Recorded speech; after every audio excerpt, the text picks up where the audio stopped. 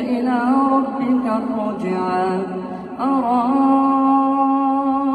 أرأيت الذي ينهى عبدا إذا صلى أرأيت إن كان على الهدى أو أمر بالتقوى